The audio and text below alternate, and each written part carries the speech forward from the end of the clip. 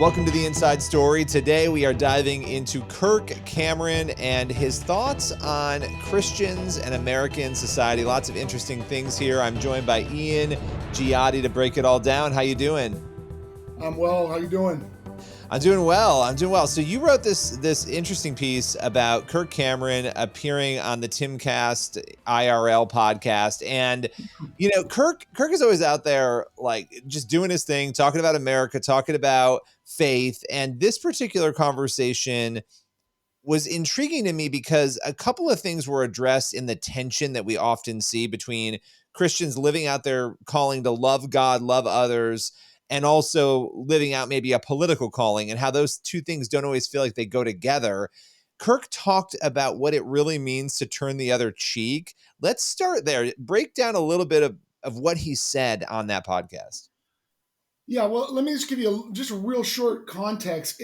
What happened was the conversation began because Tim Pool, who hosts the podcast, talked about some kind of backlash, basically from us, even though he didn't identify CP, about his comments that, it was actually conservative Christians who are so, quote, tolerant and accepting that have led really to America's decline. And it wasn't meant to be a criticism necessarily.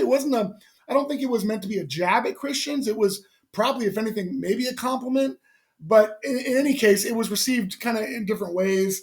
And so Poole was kind of addressing that response and naming the article without naming the outlet, which was us, I believe.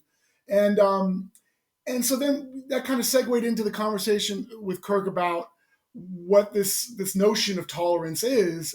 And so I think I really do think his comments about intolerance were right on. He was addressing what has become a really common stereotype, I think, from non-Christians towards Christians, in that no matter what, Christians should love, tolerate, and accept. And that's really a perversion of the scriptures. And I think that's what Kirk was getting at. He actually said that intolerance, when it comes to acts that are evil or tyrannical, especially by government or by individuals, that is intolerance is actually a very essential Christian virtue. And he went on to cite the founding fathers, and he talked about our founding documents and et cetera. And I think that was a great context to put things in, and it really generated an interesting conversation.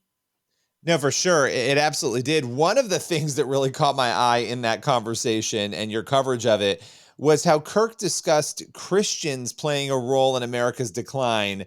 And, a lot of times Christians, we sort of look outside, right? And I'm putting on my Christian hat, not my journalism hat right now. We say, okay, culture is so toxic, it's so terrible, and that's all true. It's impacting all of us, it's hurting us. But that maybe Christians and the church have played a role in some ways in that decline of culture. Can you speak to that a little bit? Help us understand what Kirk was saying.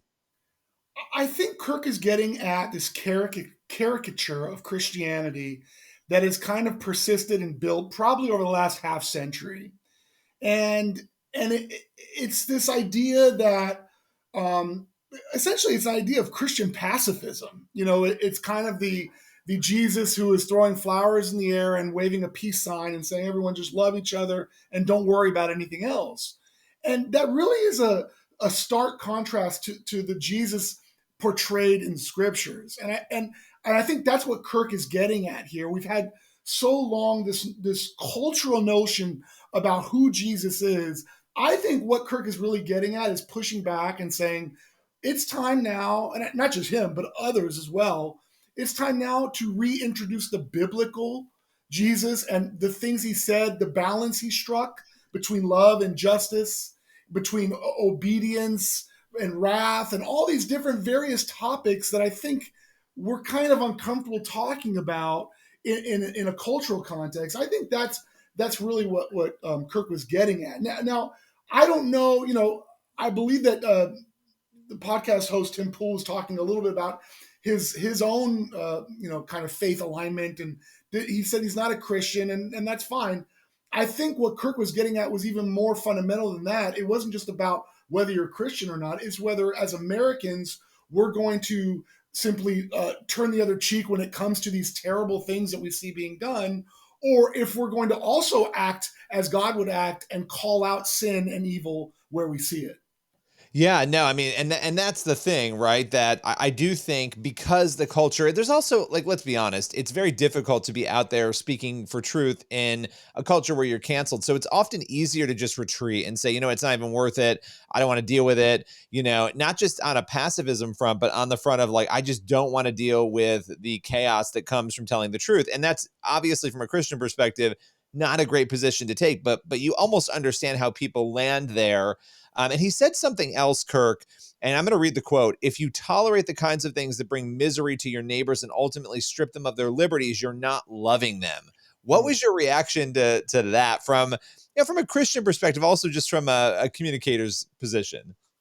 I think that's a biblical definition. I mean, we're just God calls us to worship Him in spirit and in truth, and I think we're called to love others in the truth as well. I mean, what good is it if we love someone directly to hell? I think that's not at all what the scriptures say clearly, and I think that's what Kirk was getting at. It's such a great quote because it strikes at the heart of, again, this cultural Christianity that, to be fair, the church itself has allowed to kind of grow and fester for half a century or more, and has created, for lack of a better term, an idolatrous version of Jesus, one who doesn't actually exist in the Bible. And yet we get hammered with it, with this own, we get hammered as Christians, we get hammered with this own caricature of Jesus that we ourselves allowed the culture to create. And I think Kirk is on to something when he's pushing back against that, because it's not just him, it's a lot of people now who are seeing that this very, this love, this cultural love that was defined by the culture, is now being used to bludgeon us. This tolerance that we were supposedly giving to everyone is now being used to show intolerance toward Christian beliefs. And I think he has his finger on the pulse of that. That's a trend that's emerging throughout American culture now. Yeah, and you have this dynamic too where the church, if it's not standing up and doing what the church is supposed to do, the culture is so pervasive. Not only will the church not have an impact, but if the church isn't strong, then the culture is going to come right in. And I think we've seen a lot of that happen. I mean, that's what's really going on right now. These divisions that we're seeing in churches, we're seeing some houses of worship take on issues and take unbiblical stances. Without that strength, that's exactly what is going to happen. And so not only are we talking here about that quote, which obviously is dealing more with bringing misery on people by withholding the truth, but we're also bringing misery perhaps on the church itself, and then in turn on culture by not taking these, positions up. Did Kirk offer any solutions in his view as to what would help maybe right the ship? I didn't hear him say anything specifically. I think he was a respectful guest on technically a non-Christian show, and I think he was there to sure promote his latest Brave Books endeavor, and as well as just kind of share his thoughts on certain topics. But no, I don't believe he offered any kind of solution other than sharing his testimony a little bit, and of course through that the gospel. But beyond that, I didn't hear much in the way of solutions. Well, I think, yeah, to your point, he's there to do a specific thing and he's responding to those questions. Just as a final question to you, as somebody who has been a Christian for a while and you're looking out there, you also have extensive history in Hollywood and in media, and you're sort of watching people like Kirk. Why do you think it's essential that there are voices like Kirk's out there right now at this time in culture? Well, it's clear that the establishment media in all fronts, whether it's broadcast or whether it's the film industry or whether it's the music industry, it's clear that the establishment media is now taking like a hostile position toward the fundamental teachings of Christianity, openly now. So this isn't really, it's not really, that's not a controversial take.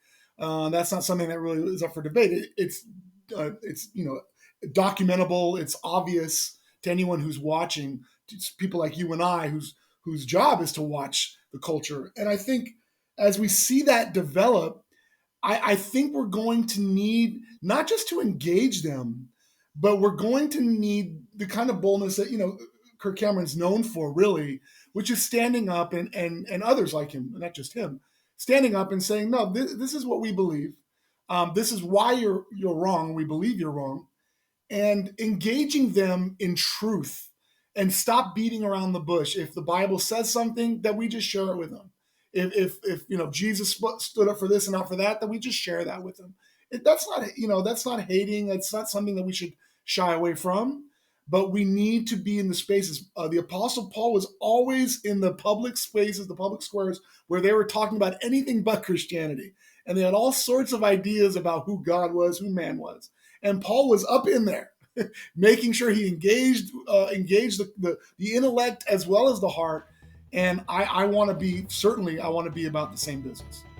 Yeah, well, absolutely. And I think we all need to be doing that, and appreciate you taking the time and coming on the show as usual today, Ian. Thank you. Thank you, Billy, so much. I appreciate it. Everyone else, make sure you tune in next week for another episode of the show. In the meantime, head over to christianpost.com for all the news you need. We'll see you next week.